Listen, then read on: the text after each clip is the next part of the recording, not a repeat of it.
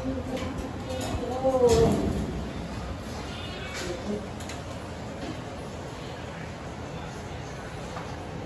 Pipling. Dito tayo.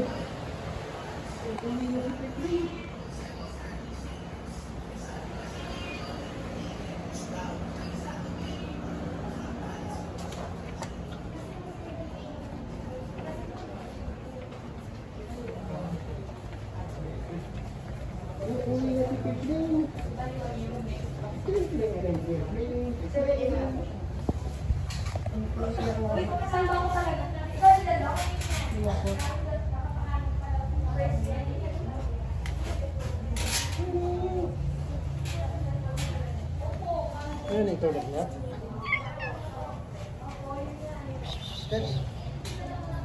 Paano ko lang?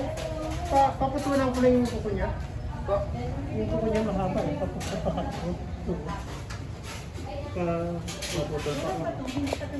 Antibiotic.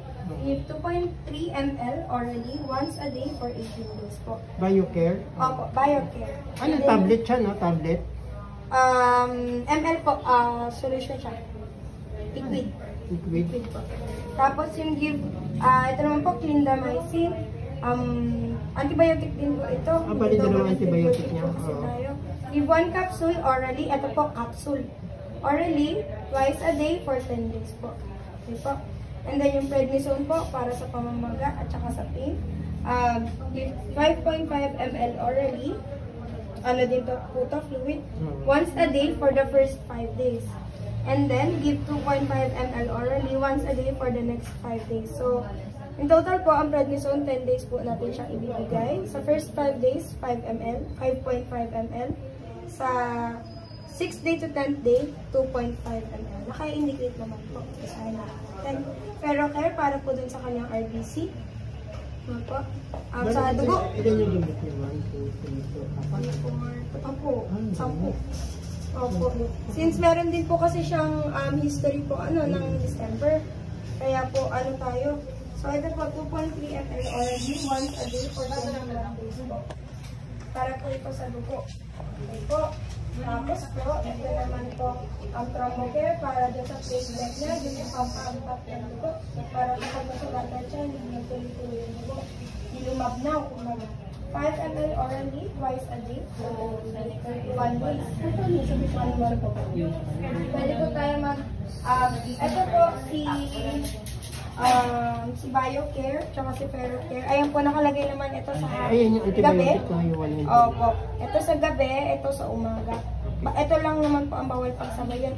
Pero kung kaya po natin lagyan ng 15 minutes interval. Opo. Ferrocare po, ito po para sa 5 ml orally. ml meaning liquid once a day for 1 month. Tapos, mag-repeat para sa atay niya. At saka yung liquid. Ito po, tablet. Ito po, kasi po, nakadalawang antibiotic tayo, kailangan natin ugataan yung kanyang atay at healing. Ay po, immunocare po para immune booster po yan, 5 ml. And then nerve care, B-complex po yan. Ay po, 1 tab. Kailan ang follow-up check kasi? Ito po, recommendation, mag-gastrointestinal diet po muna tayo. Medicated diet po ito for 2 weeks. Diet yung pagkain niya? Opo, medicated diet po, may gamot din yan. Opo. Then, hepatic diet for Ma'am, yung mga gamot na yan, available ba dito? Yes po, available. Sige, bigyan mo muna ako ng tick for 5 days. Tag pa 5 days po. Okay po. Yung amin lang po, may gastro na ba tayo? Boss, pakat ko lang yung ano mo. Ito po yung pagkain niya. Asa na ba? Pipling. Cut na. Oh my God. Huwag mo sagarin ha, kasi namudugo. Wala na tayong gastro po.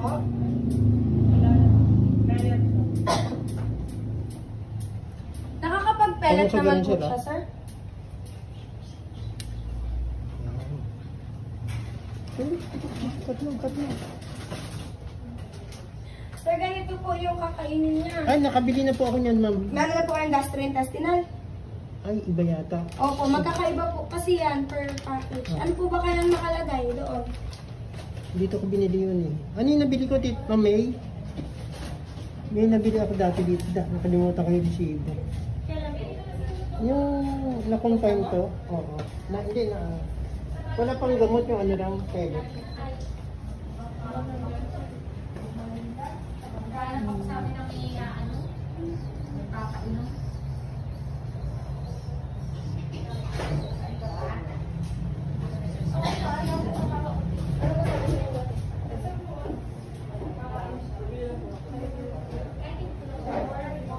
Kung totally okay siya, Dok.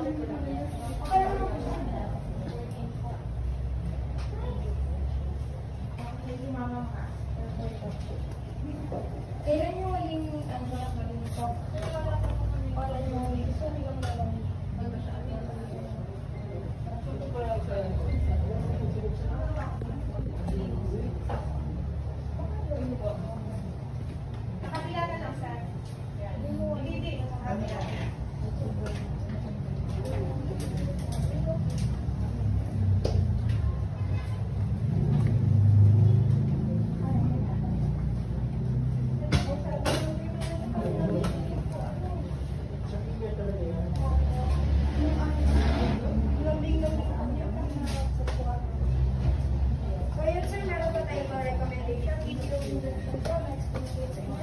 para po sa balik pa din natin ito yung stage ito 0.65 wala explain na ito sa inyo.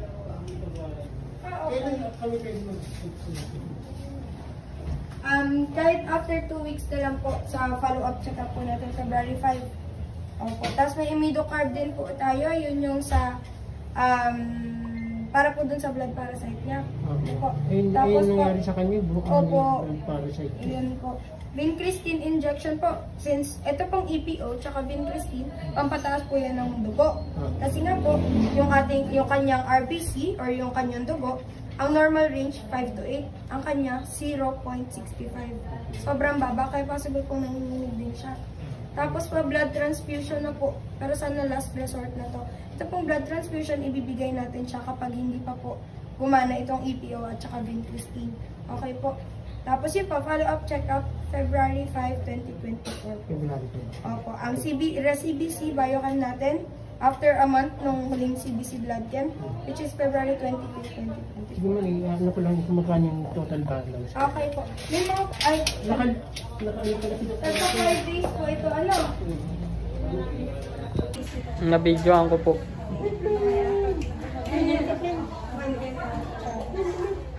Ito po, sir, sa ano niyo po ito? Copy niyo po yan. Simple. Pwede ka po kapatid.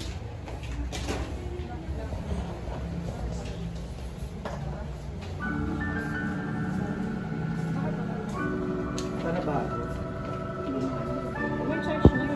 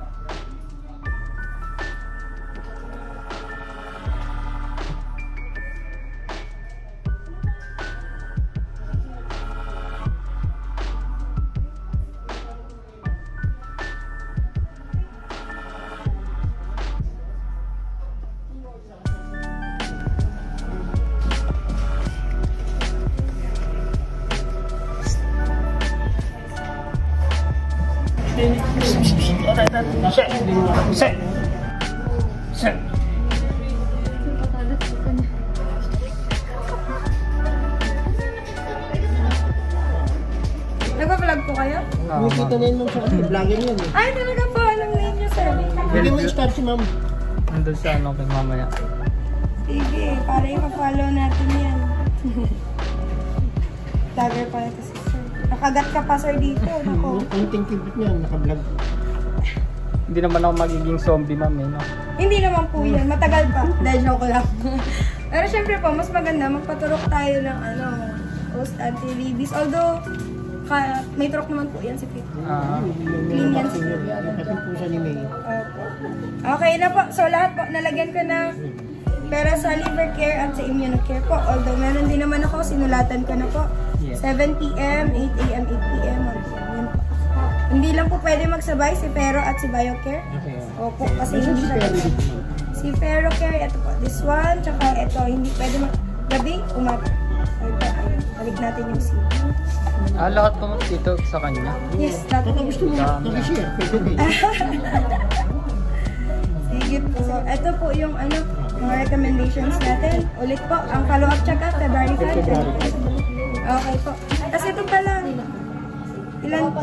10 capsules. Tsaka lang po, para sulatan ko na din itong box mo. Linda kung Para saan 5 to? days. Sa ano niya? 5 days. Antibiotic po ito. Susundo pa kasi. Ito po, sulatan ko dito si clindamycin. Ito po yung color pink para hindi din kayo malito. Clindamycin po. May sarili naman siyang box. In fairness kay Clinda. Paki ano na ngayon kung ano napainom sa Apo, check ko lang po dun sa likod sa clipboard po. At tapos ko lang baka po magka-doble. So, si clindamycin ay dapat 8 a.m., 8 p.m. 8 o'clock a.m. 8 o'clock. Po natin lahat ng So, ano oras dapat ibigay ngayong ko? araw. Ano dapat ibigay ko? Uunahin po natin si Clinda. Pagtuturo Ito. na. Ito po. Ituturo mo na. Yan. Si Clinda. Ako magpapainom kasi. Clindamycin 8 a.m., 8 p.m. So, kahit mag-start po tayo ng 10:30. Adjust na lang po. Tapos ano pa ba? Then, after that, Ang kasabay nito wala. Wala. 8:15. Wala po. May 15 minutes interval po. After si Immunocare na, si Thrombocare. 15:15. Okay po. Okay po. Dito na po yung resenta. Ito pa. Hindi ka siya. Dito. Pwede ba tayo papalik?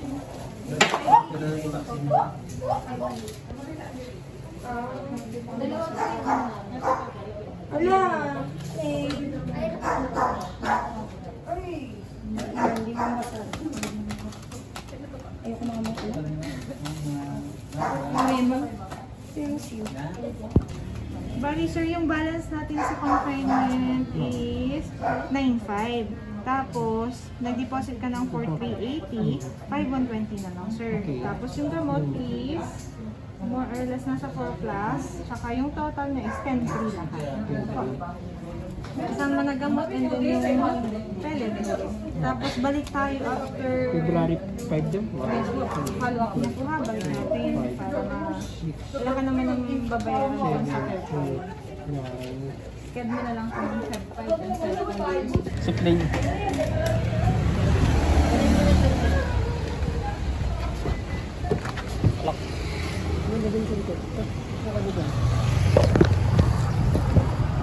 Dito ko lang lagay, Tito.